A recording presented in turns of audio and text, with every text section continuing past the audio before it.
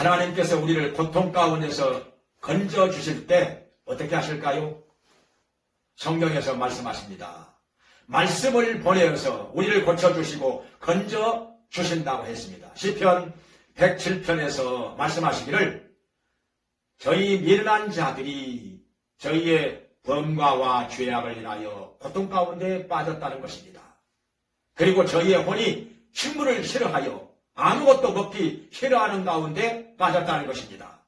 그때 하나님 앞에 부르짖고 간구할 때 하나님께서 말씀을 보내어서 우리를 고쳐주시고 건져 주셨다는 것입니다.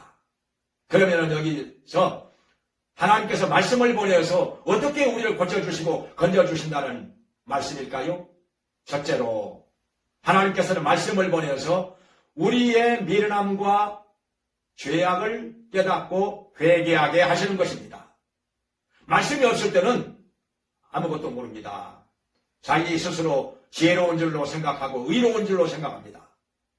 그런데 하나님의 말씀이 우리 속에 빛이 되어 들어왔을 때 우리의 미련함이 깨달아집니다. 죄악이 깨달아집니다. 실수가 깨달아집니다. 그래서 회개하게 되는 것입니다. 우리가 회개할 때 하나님께서 우리의 죄악을 사하여 주시고 깨끗하게 씻어 주시는 것입니다. 그리고 마음이 열려져서 하나님 앞에 부르짖고 간구하는 것이 상달이 되고 응답받게 되는 것입니다. 그 다음에 또 한 가지, 두 번째로 하나님께서 말씀을 보내어서 우리를 어떻게 고쳐주시느냐? 말씀을 보내시면 우리 속에서 믿음이 생겨나는 것입니다.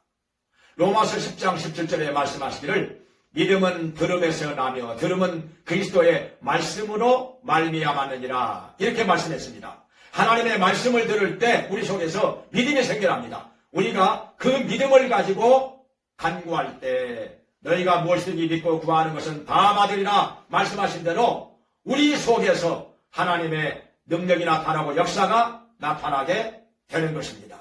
또 세 번째로 하나님께서는 우리에게 말씀을 보내어서 능력이 나타나게 하십니다.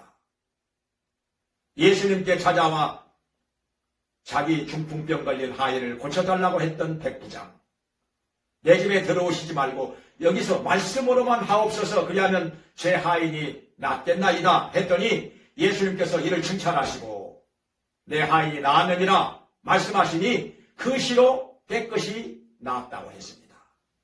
하나님 말씀에는 능력이 있습니다. 창조의 능력이 있습니다.